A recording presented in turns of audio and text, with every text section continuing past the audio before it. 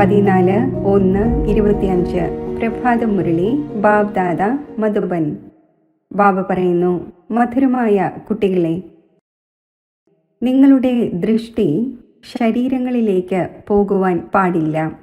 സ്വയം ആത്മാവാണ് എന്ന് മനസ്സിലാക്കൂ. ശരീരങ്ങളെ നോക്കാതിരിക്കൂ. ചോദ്യം: ഓരോ ബ്രാഹ്മണനായ കുട്ടിക്കും വിശേഷിച്ച് ഏത് 2 കാര്യങ്ങളിൽ ശ്രദ്ധ കൊടുക്കേണ്ടതുണ്ട്? ഉത്തരം: 1. പഠനത്തിൻ്റെ മേൽ. 2. ദൈവിക ഗുണങ്ങളുടെ മേൽ. ചില കുട്ടികളിൽ ക്രോധത്തിൻ്റെ അംശം പോലുമില്ല. ചിലരാണെങ്കിൽ ക്രോധത്തിൽ വന്ന് വളരെയധികം അടികൂടുന്നു.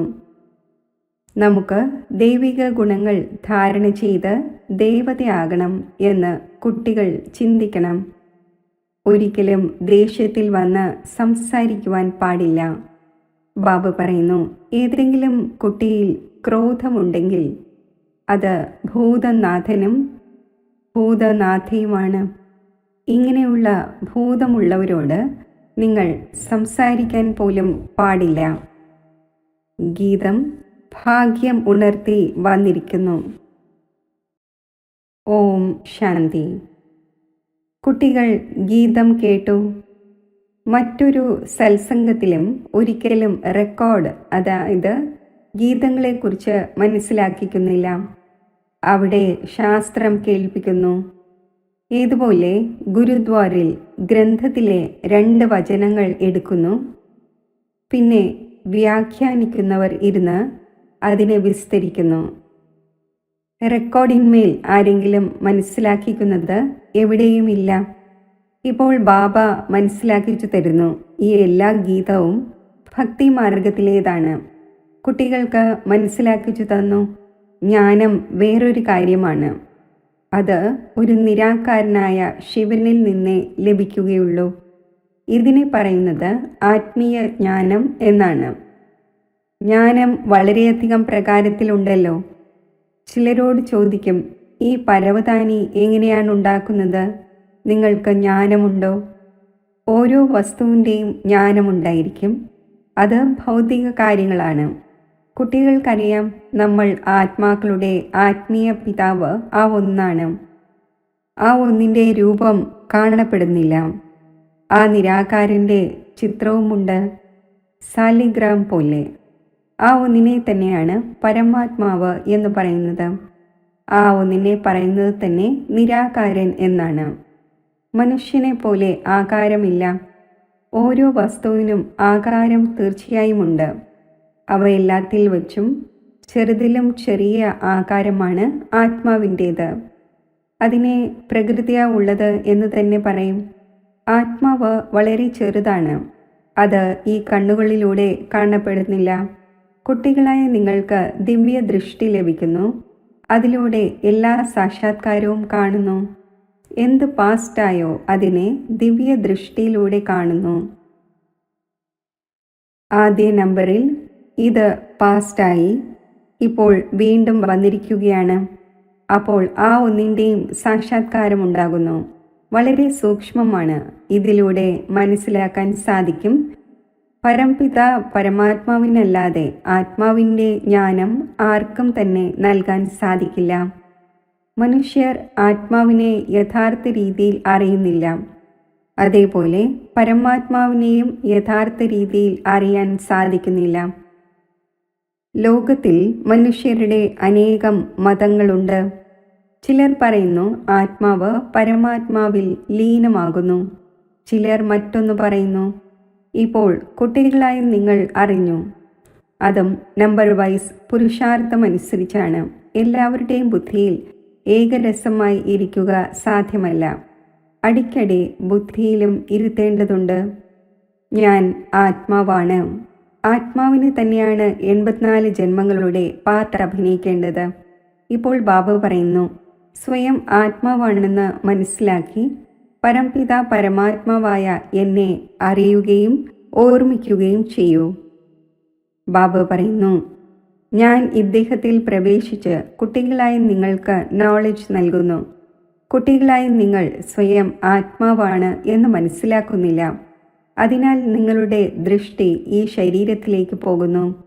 വാസ്തവത്തിൽ ഇതുമായി നിങ്ങൾക്ക് കാര്യമൊന്നുമില്ല. സർവരുടെയും സദ്ഗതിദാതാവ് ആ ശിവബാബയാണ്. ആ ഒന്നിൻ്റെ മതത്തിലൂടെ നമ്മൾ സർവർക്കും സുഖം നൽകുന്നു. ഇദ്ദേഹത്തിനും ഞാൻ സർവർക്കും സുഖം നൽകുന്നു എന്ന അഹങ്കാരം വരുന്നില്ല. ആരാണോ ബാബയെ പൂർണ്ണമായും ഓർമ്മിക്കാത്തത്, അവരിൽ നിന്നും അവഗുണം മാറുന്നില്ല. സ്വയം ആത്മാവാണ് എന്ന നിശ്ചയം വരുത്തുന്നില്ല.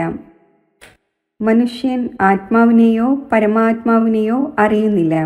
സർവവ്യാപിയാണെന്ന ജ്ഞാനവും ഭാരതവാസികളാണ് പരത്തിയത്. നിങ്ങളിലും ആരാണോ സർവീസബിൾ കുട്ടികൾ അവർ മനസ്സിലാക്കുന്നുണ്ട്. ബാക്കി എല്ലാവരും ഇത്രത്തോളം മനസ്സിലാക്കുന്നില്ല. അഥവാ ബാബയുടെ പൂർണ്ണ തിരിച്ചറിവ് കുട്ടികൾക്ക് ഉണ്ടായിരുന്നുവെങ്കിൽ ബാബയെ ഓർമ്മിച്ചേനെ, തന്നിൽ ദൈവിക ഗുണങ്ങൾ ധാരണ ചെയ്തേനെ. ശിവ് ബാബ കുട്ടികളായി നിങ്ങൾക്ക് മനസ്സിലാക്കിച്ചു തരുന്നു. ഇത് പുതിയ കാര്യങ്ങളാണ്. ബ്രാഹ്മണരും തീർച്ചയായും വേണം. പ്രജാപിത ബ്രഹ്മാവിൻ്റെ സന്താനങ്ങൾ എപ്പോഴാണ് ഉണ്ടായിരിക്കുന്നത്? ഇത് ലോകത്തിൽ ആർക്കും അറിയില്ല. ബ്രാഹ്മണർ അനേകമുണ്ട്. എന്നാൽ അത് ഗർഭവംശാവലിയാണ്. അവർ ബ്രഹ്മാവിൻ്റെ മുഖവംശാവലി സന്താനമൊന്നുമല്ല. ബ്രഹ്മാവിൻ്റെ സന്താനങ്ങൾക്ക് ഈശ്വരനാകുന്ന പിതാവിൽ നിന്നും സമ്പത്ത് ലഭിക്കുന്നു. നിങ്ങൾക്ക് ഇപ്പോൾ സമ്പത്ത് ലഭിച്ചുകൊണ്ടിരിക്കുകയാണല്ലോ. ബ്രാഹ്മണരായ നിങ്ങൾ വേറെയാണ്, അവർ വേറെയാണ്. ബ്രാഹ്മണരായ നിങ്ങൾ ഉള്ളത് സംഗമത്തിലാണ്, അവർ ഉള്ളത് ദ്വാപര കലിയുഗത്തിലാണ്. ഈ സംഗമയുഗി ബ്രാഹ്മണർ തന്നെ വേറെയാണ്. പ്രജാപിത ബ്രഹ്മാവിൻ്റെ അനേകം കുട്ടികളുണ്ട്. പരിധിയുള്ള പിതാവിനെയും ബ്രഹ്മാവെന്ന് പറയും. കാരണം കുട്ടികളെ ജനിപ്പിക്കുന്നു. എന്നാൽ അത് ശരീരത്തിൻ്റെ കാര്യമാണ്. ഈ ബാബ പറയും, എല്ലാ ആത്മാക്കളും എൻ്റെ കുട്ടികളാണ്. നിങ്ങൾ മധുരമായ ആത്മീയ കുട്ടികളാണ്. ഇത് ആർക്കെങ്കിലും മനസ്സിലാക്കിച്ചു കൊടുക്കുന്നത് സഹജമാണ്. ശിവ് ബാബയ്ക്ക് തൻ്റേതായ ശരീരം ഇല്ല. ശിവജയന്തി ആഘോഷിക്കുന്നു. എന്നാൽ ആ ഒന്നിൻ്റെ ശരീരം കാണപ്പെടുന്നില്ല. ബാക്കി എല്ലാവർക്കും ശരീരമുണ്ട്.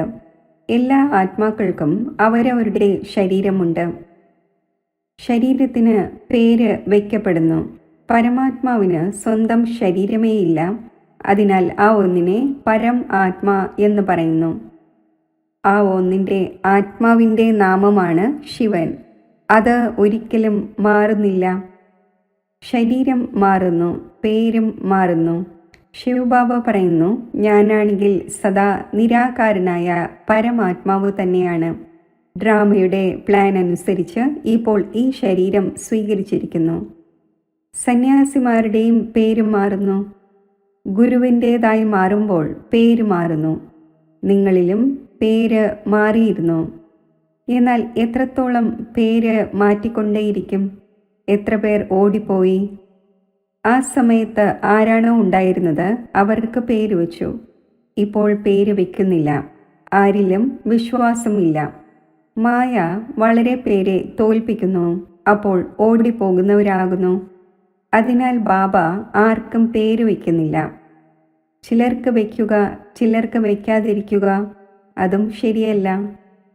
എല്ലാവരും പറയുന്നു, ബാബ നമ്മൾ അങ്ങയുടേതായി കഴിഞ്ഞു. എന്നാൽ യഥാർത്ഥ രീതിയിൽ എൻ്റേതാകുന്നില്ല. ധാരാളം പേർ അവകാശിയാവുക എന്നതിൻ്റെ രഹസ്യം പോലും അറിയുന്നില്ല. ബാബയുടെ അടുത്ത് കൂടിക്കാഴ്ച നടത്താൻ വരുന്നു. പക്ഷേ അവകാശിയല്ല. വിജയമാലയിൽ വരാൻ സാധിക്കില്ല. ചില നല്ല കുട്ടികൾ വിചാരിക്കുന്നു നമ്മൾ അവകാശികളാണ്. പക്ഷേ ബാബ മനസ്സിലാക്കുന്നു, ഇവർ അവകാശികൾ അല്ല. അവകാശി ആകുന്നതിനു വേണ്ടി ഭഗവാനെ തൻ്റെ അവകാശി ആക്കേണ്ടി വരും. ഈ രഹസ്യം മനസ്സിലാക്കുന്നതും പ്രയാസമാണ്. അവകാശി എന്നാരെയാണ് പറയുന്നത് എന്ന് ബാബ മനസ്സിലാക്കിച്ചു തരുന്നു.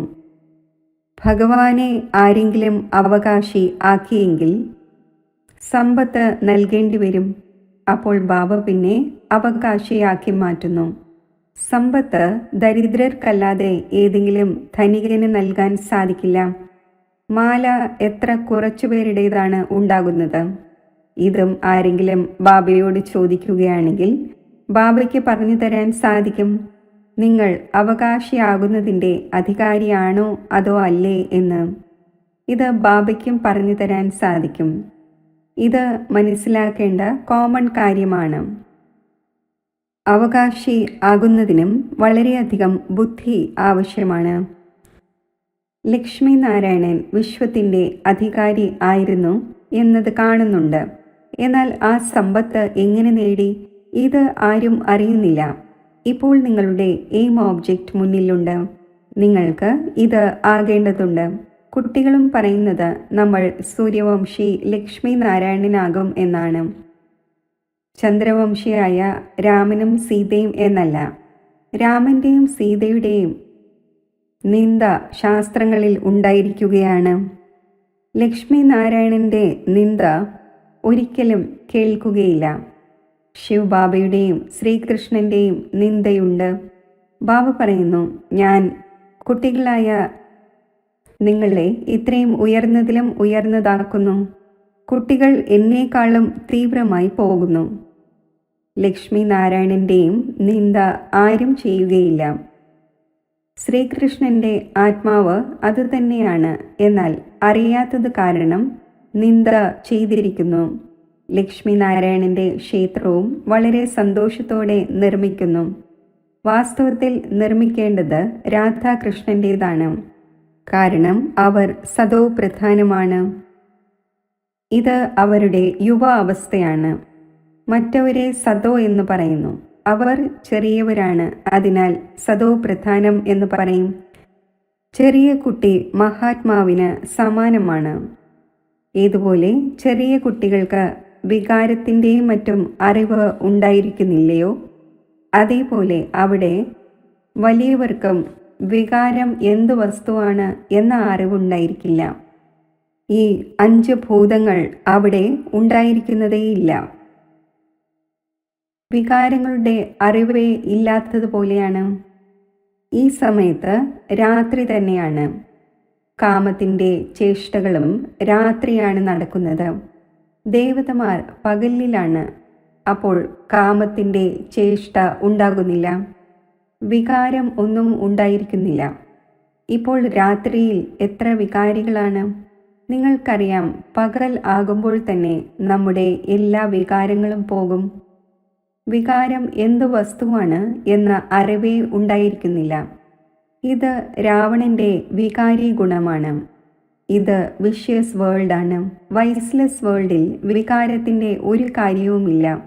അതിനെ പറയുന്നത് തന്നെ ഈശ്വരീയ രാജ്യം എന്നാണ്. ഇപ്പോൾ ആസുരീയ രാജ്യമാണ്. ഇത് ആരും അറിയുന്നില്ല. നിങ്ങൾ എല്ലാം അറിയുന്നു. നമ്പർ വൈസ് പുരുഷാർത്ഥം അനുസരിച്ച് അനേകം കുട്ടികളുണ്ട്. ഈ എല്ലാ BKs ആരുടെ കുട്ടികളാണ് എന്നത് ഒരു മനുഷ്യനും മനസ്സിലാക്കുവാൻ സാധിക്കുന്നില്ല. എല്ലാവരും ഓർമ്മിക്കുന്നത് ശിവബാബയെയാണ്, ബ്രഹ്മാവിനെയുമല്ല. ഇദ്ദേഹം സ്വയം പറയുന്നു, ശിവബാബയെ ഓർമ്മിക്കൂ, അതിലൂടെ വികർമ്മം വിനാശമാകും. മറ്റാരെയും ഓർമ്മിക്കുന്നതിലൂടെ വികർമ്മം വിനാശമാവുകയില്ല. ഗീതയിലും പറഞ്ഞിട്ടുണ്ട്, എന്നെ മാത്രം ഓർമ്മിക്കൂ. ശ്രീകൃഷ്ണന് പറയുവാൻ സാധിക്കില്ല. സമ്പത്ത് ലഭിക്കുന്നത് തന്നെ നിരാകാരനായ ബാബയിൽ നിന്നാണ്. സ്വയം എപ്പോഴാണോ ആത്മാവാണെന്ന് മനസ്സിലാക്കുന്നത്, അപ്പോൾ നിരാകാരനായ ബാബയെ ഓർമ്മിക്കും. ഞാൻ ആത്മാവാണ്. ആദ്യം ഈ ഉറച്ച നിശ്ചയം വരുത്തേണ്ടി വരും. എൻ്റെ പിതാവ് പരമാത്മാവാണ്. ആ ഒന്ന് പറയുന്നു, എന്നെ ഓർമ്മിക്കൂ, അപ്പോൾ ഞാൻ നിങ്ങൾക്ക് സമ്പത്ത് നൽകും. ഞാൻ സർവർക്കും സുഖം നൽകുന്നവനാണ്. ഞാൻ സർവ ആത്മാക്കളെയും ശാന്തിധാമത്തിലേക്ക് കൊണ്ടുപോകുന്നു. ആര് കഴിഞ്ഞ കൽപ്പത്തിൽ ബാബയിൽ നിന്നും സമ്പത്ത് നേടിയിട്ടുണ്ടാകുമോ അവർ തന്നെ വന്ന് സമ്പത്ത് നേടും, ബ്രാഹ്മണനാകും. ബ്രാഹ്മണരിലും ചില കുട്ടികൾ ഉറച്ചവരാണ്. ഒന്നാനമ്മയുടേതും ആകും, രണ്ടാനമ്മയുടേതുമാകും. നമ്മൾ നിരാകാരനായ ശിവ് ബാബയുടെ വംശാവലിയാണ്. വംശാവലി എങ്ങനെ വർദ്ധിക്കുന്നു എന്നത് അറിയുന്നുണ്ട്. ഇപ്പോൾ ബ്രാഹ്മണനായ ശേഷം നമുക്ക് തിരികെ പോകേണ്ടതുണ്ട്. എല്ലാ ആത്മാക്കൾക്കും ശരീരം ഉപേക്ഷിച്ച് തിരികെ പോകേണ്ടതുണ്ട്. പാണ്ഡവരും കൗരവരും രണ്ടുപേർക്കും ശരീരം ഉപേക്ഷിക്കേണ്ടതുണ്ട്. നിങ്ങൾ ഈ ജ്ഞാനത്തിൻ്റെ സംസ്കാരം എടുത്തുകൊണ്ടു പോകുന്നു. പിന്നെ അതനുസരിച്ച് പ്രാപ്തി ലഭിക്കുന്നു. അതും ഡ്രാമയിൽ അടങ്ങിയതാണ്. പിന്നെ ജ്ഞാനത്തിൻ്റെ പാർട്ട് സമാപ്തമാകുന്നു. നിങ്ങൾക്ക് 84 ജന്മങ്ങൾക്ക് ശേഷം വീണ്ടും ജ്ഞാനം ലഭിച്ചിരിക്കുന്നു. പിന്നെ ഈ ജ്ഞാനം പ്രായേണ ലോപിച്ചു പോകുന്നു. നിങ്ങൾ പ്രാപ്തി അനുഭവിക്കുന്നു. അവിടെ മറ്റേതെങ്കിലും ധർമ്മത്തിലുള്ളവരുടെ ചിത്രമോ മറ്റോ ഉണ്ടായിരിക്കുകയില്ല. ഭക്തിമാർഗത്തിലും നിങ്ങളുടെ ചിത്രങ്ങളുണ്ട്. സത്യയുഗത്തിൽ ആരുടെയും ചിത്രമോ മറ്റോ ഉണ്ടായിരിക്കില്ല. നിങ്ങളുടെ ചിത്രങ്ങൾ ഓൾറൗണ്ടായി ഭക്തിമാർഗത്തിലാണ് ഉണ്ടായിരിക്കുന്നത്. നിങ്ങളുടെ രാജ്യത്തിൽ മറ്റാരുടെയും ചിത്രമില്ല. കേവലം ദേവീ ദേവതമാർ മാത്രം വസിക്കുന്നു. ഇതിലൂടെ തന്നെയാണ് മനസ്സിലാക്കുന്നത് ആദി സനാതനം ദേവീ ദേവത തന്നെയാണ്. പിന്നാലെ സൃഷ്ടി വർദ്ധിച്ചുകൊണ്ടേയിരിക്കുന്നു. കുട്ടികളായി നിങ്ങൾ ഈ ജ്ഞാനം സ്മരിച്ച് അതീന്ദ്രിയ സുഖത്തിൽ ഇരിക്കണം. ധാരാളം പോയിന്റ്സ് ഉണ്ട്. എന്നാൽ ബാബ മനസ്സിലാക്കുന്നു മായ അടിക്കടി മറപ്പിക്കുന്നു. അപ്പോൾ ഇത് ഓർമ്മയുണ്ടായിരിക്കണം. ശിവ ബാബ നമ്മളെ പഠിപ്പിച്ചുകൊണ്ടിരിക്കുകയാണ്. ആ ഒന്ന് ഉയർന്നതിലും ഉയർന്നതാണ്. നമുക്ക് ഇപ്പോൾ തിരികെ വീട്ടിലേക്ക് പോകേണ്ടതുണ്ട്. എത്ര സഹജമായ കാര്യങ്ങളാണ്. മുഴുവൻ ആധാരവും ഓർമ്മയുടെ മേലാണ്. നമുക്ക് ദേവത ആകേണ്ടതുണ്ട്. ദൈവിക ഗുണവും ധാരണ ചെയ്യേണ്ടതുണ്ട്. 5 വികാരമാണ് ഭൂതം. കാമത്തിൻ്റെ ഭൂതം, ക്രോധത്തിൻ്റെ ഭൂതം, ദേഹാഭിമാനത്തിൻ്റെ ഭൂതവുമുണ്ട്. പിന്നെ ചിലരിൽ ഭൂതം കൂടുതലായിരിക്കും, ചിലരിൽ കുറവാണ്. ബ്രാഹ്മണ കുട്ടികളായ നിങ്ങൾക്കറിയാം ഇവ 5ഉം വലിയ ഭൂതങ്ങളാണ്. നമ്പർ 1 ആണ് കാമത്തിൻ്റെ ഭൂതം. സെക്കൻഡ് നമ്പറാണ് ക്രോധത്തിൻ്റെ ഭൂതം. ആരെങ്കിലും റഫ് ടഫായി സംസാരിക്കുകയാണെങ്കിൽ, അതായത് പരുക്കനായും മയമില്ലാതെയും സംസാരിക്കുന്നുവെങ്കിൽ ബാബ പറയുന്നു ഇവർ ക്രോധിയാണ്. ഈ ഭൂതം മാറിപ്പോകണം. എന്നാൽ ഭൂതം മാറുന്നത് വളരെ പ്രയാസമാണ്. ക്രോധം പരസ്പരം ദുഃഖം കൊടുക്കുന്നു. മോഹത്തിൽ വളരെ പേർക്ക് ദുഃഖമുണ്ടാവുകയില്ല. ആർക്കാണോ മോഹമുള്ളത് അവർക്ക് മാത്രമേ ദുഃഖമുണ്ടാവുകയുള്ളൂ. അതിനാൽ ബാബ മനസ്സിലാക്കിച്ചു തരുന്നു ഈ ഭൂതങ്ങളെ ഓടിക്കൂ. ഓരോ കുട്ടിയും വിശേഷിച്ച പഠനത്തിലും ദൈവിക ഗുണങ്ങളിലും അറ്റൻഷൻ കൊടുക്കണം. ചില കുട്ടികളിൽ ക്രോധത്തിൻ്റെ അംശം പോലുമില്ല. ചിലരാണെങ്കിൽ ക്രോധത്തിൽ വന്ന് വളരെയധികം അടികൂടുന്നു. കുട്ടികൾ ചിന്തിക്കണം, നമുക്ക് ദൈവിക ഗുണങ്ങൾ ധാരണ ചെയ്ത് ദേവത ആകേണ്ടതുണ്ട്. ഒരിക്കലും ദേഷ്യത്തോടെ സംസാരിക്കുവാൻ പാടില്ല. ആരെങ്കിലും ദേഷ്യപ്പെടുകയാണെങ്കിൽ മനസ്സിലാക്കൂ ഇവരിൽ ക്രോധത്തിൻ്റെ ഭൂതമുണ്ട്. ഇവർ ഭൂതനാഥനും ഭൂതനാഥയും പോലെയാകുന്നു. ഇങ്ങനെയുള്ള ഭൂതമുള്ളവരോട് ഒരിക്കലും സംസാരിക്കാൻ പാടില്ലാത്തതാണ്. ഒരാൾ ക്രോധത്തിൽ വന്ന് സംസാരിച്ചു, പിന്നെ അടുത്തയാളിലും ഭൂതം വന്നുവെങ്കിൽ ഭൂതങ്ങൾ പരസ്പരം അടികൂടും. ഭൂതനാഥ എന്ന വാക്ക് വളരെ മോശമായതാണ്. ഭൂതത്തിൻ്റെ പ്രവേശനം ഉണ്ടാകാതിരിക്കുന്നതിനായി മനുഷ്യർ അകന്നു മാറുന്നു. ഭൂതത്തിൻ്റെ മുന്നിൽ നിൽക്കുവാൻ പോലും പാടില്ലാത്തതാണ്. ഇല്ലെങ്കിൽ പ്രവേശനമുണ്ടാകും.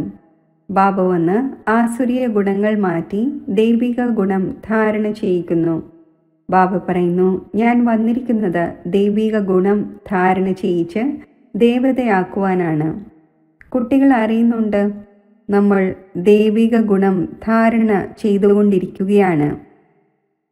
ദേവതമാരുടെ ചിത്രവും മുന്നിലുണ്ട്. ബാബ മനസ്സിലാക്കിച്ചു തന്നിട്ടുണ്ട് ക്രോധിക്കുന്നവരിൽ നിന്നും പൂർണ്ണമായും അകന്നു മാറൂ. സ്വയം തന്നെ രക്ഷിക്കുന്നതിനുള്ള യുക്തി ആവശ്യമാണ്. നമ്മളിൽ ക്രോധം വരരുത്, ഇല്ലെങ്കിൽ പിന്നെ 100 മടങ്ങ് പാപം ഉണ്ടാകും. എത്ര നല്ല വിശദീകരണം ബാബ കുട്ടികൾക്ക് നൽകുന്നു. കുട്ടികളും മനസ്സിലാക്കുന്നുണ്ട്. ബാബ കൃത്യമായി കഴിഞ്ഞ കൽപ്പത്തിലേതുപോലെ മനസ്സിലാക്കിക്കുന്നു. നമ്പർ വൈസ് പുരുഷാർത്ഥം അനുസരിച്ച് മനസ്സിലാക്കിക്കൊണ്ട് തന്നെയിരിക്കും. തൻ്റെ മേലും ദയ കാണിക്കണം, മറ്റുള്ളവരുടെ മേലും ദയ കാണിക്കണം. ആരെങ്കിലും തൻ്റെ മേൽ ദയ കാണിക്കാതിരിക്കുകയും മറ്റുള്ളവരുടെ മേൽ കാണിക്കുകയുമാണെങ്കിൽ അവർ ഉയരങ്ങളിൽ കയറിപ്പോകും, സ്വയം അവശേഷിച്ചു പോകുന്നു. സ്വയം വികാരങ്ങളുടെ മേൽ ജയം നേടുന്നില്ല, മറ്റുള്ളവരെ മനസ്സിലാക്കിക്കുന്നു, അവർ ജയം നേടുന്നു. ഇങ്ങനെയുള്ള അതിശയവുമുണ്ട്. ശരി, മധുരമധുരമായ വളരെ കാലം വേർപിരിഞ്ഞ ശേഷം തിരിച്ചു കിട്ടിയ കുട്ടികൾക്ക് മാതാവും പിതാവുമായ ബാബ് ദാദയുടെ സ്നേഹസ്മരണകൾ. Good morning. ആത്മീയ പിതാവിൻ്റെ ആത്മീയ കുട്ടികൾക്ക് നമസ്തേ. ധാരണയ്ക്കുള്ള മുഖ്യസാരം: ജ്ഞാനം സ്മരിച്ച് അതീന്ദ്രിയ സുഖത്തിൽ ഇരിക്കണം. ആരോടും റഫ് ടഫായി, അതായത് പരുഷമായി, മയമില്ലാതെ സംസാരിക്കരുത്. ആരെങ്കിലും ദേഷ്യത്തോടെ സംസാരിക്കുകയാണെങ്കിൽ അവരിൽ നിന്നും അകന്നു മാറണം. ഭഗവാന്റെ അവകാശി ആകുന്നതിനായി ആദ്യം ആ ഒന്നിനെ തൻ്റെ അവകാശിയാക്കണം. വിവേകമുള്ളവരായി തൻ്റെ സർവ്വതും ബാബയെ ഏൽപ്പിച്ച് മമത്വം ഇല്ലാതാക്കണം. തൻ്റെ മേൽ സ്വയമേ ദയ കാണിക്കണം. വരദാനം: സാക്ഷിയായി ഉയർന്ന സ്റ്റേജിലൂടെ സർവ ആത്മാക്കൾക്കും സകാശ് നൽകുന്ന ബാബയ്ക്ക് സമാനം അവ്യക്ത ഫരിഷ്തയായി ഭവിക്കട്ടെ. നടക്കുമ്പോഴും ചുറ്റി സഞ്ചരിക്കുമ്പോഴും സദാ സ്വയം നിരാകാരി ആത്മാവായും കർമ്മം ചെയ്യുന്ന അവ്യക്ത ഫരിഷ്തയായും മനസ്സിലാക്കൂ. അപ്പോൾ സദാ സന്തോഷത്തിൽ ഉയരങ്ങളിൽ പറന്നുകൊണ്ടിരിക്കും. ഫരിഷ്ത എന്നാൽ ഉയർന്ന സ്റ്റേജിൽ ഇരിക്കുന്നവർ. ഈ ദേഹത്തിൻ്റെ ലോകത്തിൽ എന്തുതന്നെ സംഭവിച്ചു കൊണ്ടിരുന്നാലും സാക്ഷിയായി എല്ലാ പാർട്ടും കണ്ടുകൊണ്ടിരിക്കൂ. സകാശ് നൽകിക്കൊണ്ടിരിക്കുകയും ചെയ്യൂ. സീറ്റിൽ നിന്നും ഇറങ്ങിയല്ല സകാശ് നൽകേണ്ടത്. ഉയർന്ന സ്റ്റേജിൽ സ്ഥിതി ചെയ്ത് വൃത്തിയിലൂടെ, ദൃഷ്ടിയിലൂടെ, സഹയോഗത്തിൻ്റെയും മംഗളത്തിൻ്റെയും സകാശ് നൽകൂ. മിക്സായി അല്ല. അപ്പോൾ ഏതു പ്രകാരത്തിലുള്ള അന്തരീക്ഷത്തിൽ നിന്നും സേഫായിരുന്ന് ബാബയ്ക്ക് സമാനം അവ്യക്ത പരിസ്ഥാഭവയുടെ വരദാനിയാകും.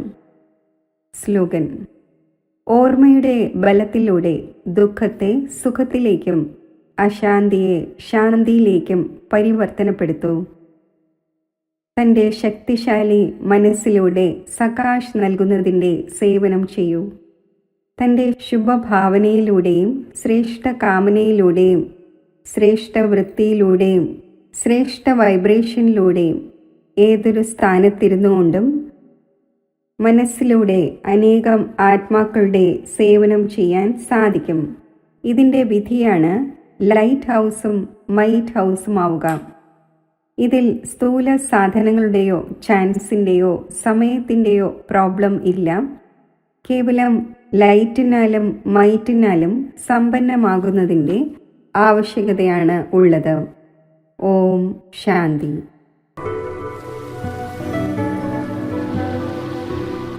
ഒരു ബാബ, രണ്ടാമതാരുമില്ല എന്ന ഗഹന തപസ്യയുടെ വിധിയിലൂടെ ഞാൻ ആത്മാവ് വിധാതാവും വരദാതാവുമായ ബാബയിൽ നിന്നും ശാന്തിയുടെയും ശക്തിയുടെയും ഖജനാവുകൾ ശേഖരിക്കുകയാണ്.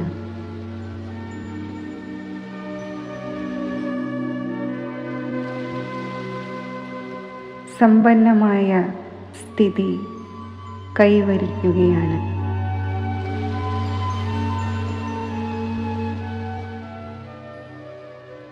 മന്മനാഭവയുടെ മന്ത്രസ്വരൂപമായ ഞാൻ ലൈറ്റ് ഹൗസ്, മൈറ്റ് ഹൗസ് ആകുന്നു.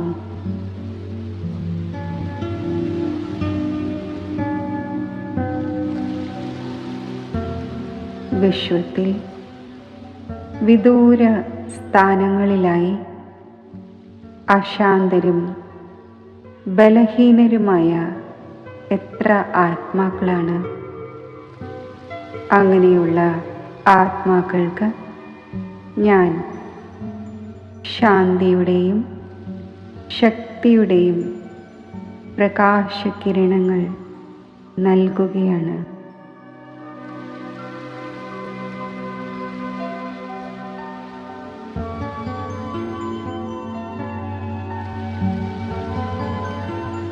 ഈ ശ്രേഷ്ഠ വൈബ്രേഷൻ വിശ്വമാകെ വ്യാപിക്കുകയാണ്.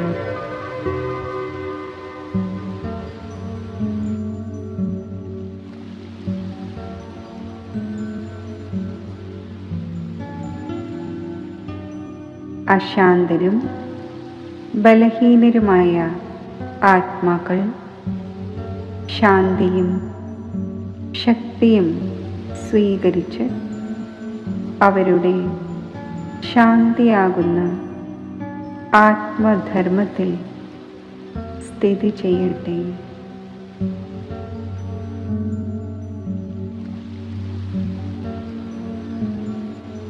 ശക്തി സമ്പന്നമായി മാറട്ടെ.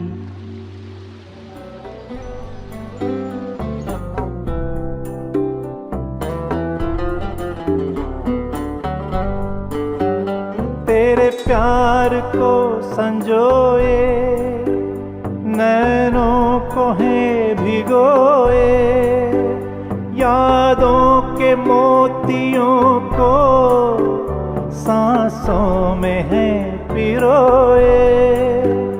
वो सद्गुणों के सागर भरने हर एक गागर, हर हिय तुम्हें बुलाता सादर पधारिए, सादर पधारिए।